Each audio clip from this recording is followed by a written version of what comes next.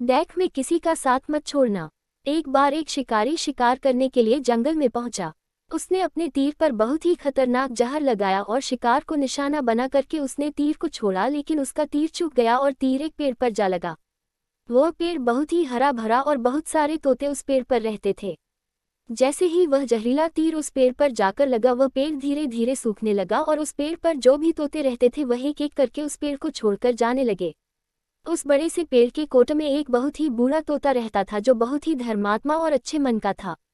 सभी तोते उस पेड़ को छोड़कर जाने लगे थे, लेकिन वह बूढ़ा तोता जाता था, दाना लेकर के आता और उसी कोट में आ करके बैठ जाता था, परंतु उस पेड़ को छोड़ने को तैयार नहीं था।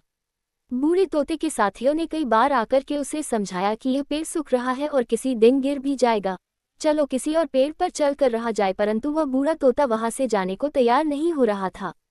अब ये बात देवराज इंद्र तक पहुंची। उन्हें बताया गया कि एक तोता है, वह जिस पेड़ पर रहता है उस पेड़ पर एक जहरीला तीर लगने के कारण सूखने, गिरने और खत्म होने के कगार पर आ पहुंचा है, और एक बूढ़ा तोता अभी भी वहीं पर रह रहा है। वह दाना लेकर आता है और वहीं पर रहता है, जबकि उस जंगल में बहुत सारे पेड़ हैं, लेकिन वह उसी पेड़ पर रह रहा है।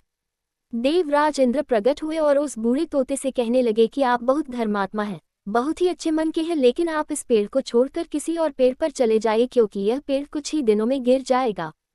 तालाब के पास में बहुत से बड़े बड़े हरे भरे पेड़ हैं, बड़े बड़े कोट हैं, उन पेड़ों पर फल भी लगे हुए हैं, उन्हें वहीं पर तोड़कर खा सकते हैं, परंतु यहाँ से आप चले जाए। तोता बोला, माफ कीजिएगा, इस पेड़ ने मुझे जीवन दिया है, शिकारियों से मेरी रक्षा की है, हर मौसम में मेरे साथ रहा है, ये कोट मेरा घर है, यहाँ मैं पला बड़ा हूँ, इस पेड़ को मैं छोड़कर कैसे जा सकता हूँ? इस पर संकट आया है तो क्या मैं इसे छोड़कर चला जाऊँ? मैं ऐसा कभी नहीं कर सकता।